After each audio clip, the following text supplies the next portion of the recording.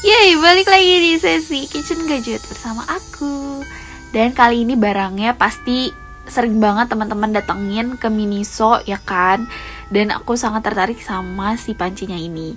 Ini frying pan dan dia tuh cukup lebar banget dan cukup besar. Jadi kalau mau bikin nasi goreng, bikin mie, bikin numis, ini cocok banget. Dan karena dia tinggi, jadi kalau misalnya mau melakukan hal-hal seperti merebus yang berkuah-kuah, itu juga cocok. Aku ngambil warna Tosca karena warnanya segemes itu. Dan dia punya lapisan keramik yang katanya sih non-stick. Terus habis itu dia diameternya 28 cm. Dan disitu ada ya dari materialnya aluminium dan lain-lain. Jadi katanya bisa menghantarkan panas dengan baik. Kita coba aja apakah benar dia bisa sebagus itu. Miniso dari Jepang ini sih udah banyak lah ya di mall-mall di kota-kota besar, Jakarta, Bogor, Bandung, dan di kota-kota besar lainnya. Kalau dilihat sih ini bener-bener bagus dan nggak apa ya, dia mirip sama panci-panci seperti di luaran sana. Jadi meskipun kita nganggapnya kalau misalnya Miniso tuh banyaknya kan aksesoris, tapi ternyata utensil yang mereka jual tuh bagus-bagus dan biasanya bahannya tebal-tebal.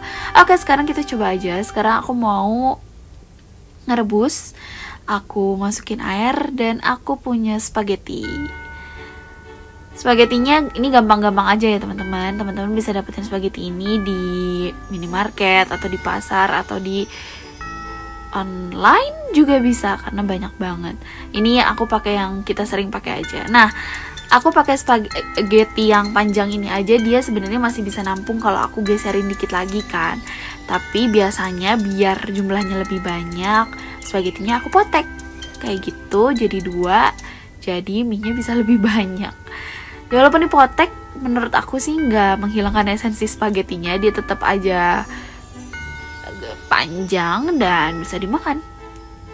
Biasanya aku tambahin 1 sendok garam di air rebusannya. Katanya sih biar cepet matang, terus biar lebih empuk aja gitu, lebih enak. Jadi tetap ada rasanya. Nah, kita tunggu aja deh sampai si spagettinya jadi lebih lembek. Yang aku suka dari spaghetti adalah karena dia punya rasa yang enggak amis, entah kenapa. Jadi intinya kalau aku makan spaghetti, walaupun aku nggak bikin bumbu apa-apa, jadi cuma spagettinya aja tuh tetap rasanya enak, nggak hambar, tapi juga dia punya rasa yang nggak ada rasanya, tapi ada rasanya. Gimana tuh? Sekarang aku mau numis sesuatu dulu. Aku di sini numis bawang. Terus aku pakai margarin atau mentega, boleh apa aja. Boleh pakai minyak sayur juga kayak waktu kita goreng-goreng biasa, itu juga bisa. Aku pakai bawang putih. Terus di sini aku pakai kornet. Sebenarnya enaknya kalau spaghetti itu pakai daging giling. Jadi daging sapi yang digiling atau dicincang itu enak banget karena rasanya akan lebih ngaldu gitu ya.